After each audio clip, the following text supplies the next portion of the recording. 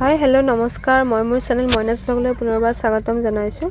আজি মই বহুত দিনৰ মূৰত এটা ব্লগ লৈ আহিছোঁ। আজি যিহেতু ষষ্ঠী, আজি সদায় নিচিনাকৈ পূজা প্ৰাৰ্থনা কৰি এয়া বিশ্বকৰ্মা দেৱৰ ওচৰত এগছ চাকি লগাই দিছোঁ, কাৰণ আজি এটা মই নতুন মোবাইল লৈছোঁ। এইটো আজিৰ পৰা ষ্টাৰ্ট কৰি দিম আৰু নতুন মোবাইলত ব্লগ বনোৱা। আৰু এয়া ওচৰতে থকা SSB কেম্প, তাৰ ভিতৰত এটা দুৰ্গা মন্দিৰ আছে। ইয়াত দুৰ্গা পূজা কৰিছে আৰু আমি দুৰ্গা মাৰ ওচৰত চাকি লগাবলৈ আহিছোঁ। মোৰ লগত আহিছে বৌ। আমি আহি ইয়াত চাকি ধূপ লগাই দিলোঁ আৰু কাষতে এটা শিৱ মন্দিৰো আছে, তাতেও দৰ্শন কৰিলোঁ আৰু ইয়াৰ ভিতৰৰ পৰিৱেশটো দেখুৱাই দিছোঁ অকণমান। নৱমীৰ দিনা আকৌ আহিম ইয়াত। প্ৰসাদো আগবঢ়াই দিছোঁ।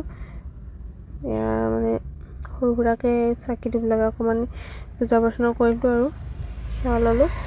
কৃষ্ণ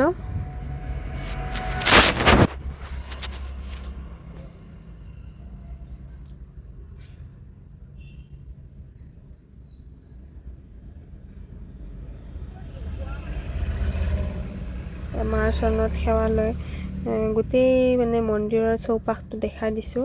ইমান ধুনীয়া পৰিৱেশ এটা, খুব ধুনীয়া। আৰু এয়া হ'ল ওচৰতে থকা শিৱ মন্দিৰটো।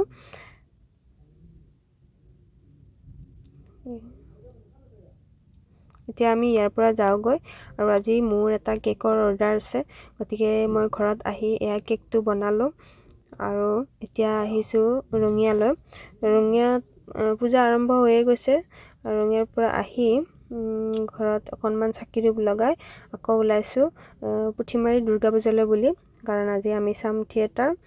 এয়া আমাৰ পুথিমাৰী দুৰ্গা পূজা আৰু থিয়েটাৰ চলি আছে, সূৰ্য থিয়েটাৰ চলি আছে।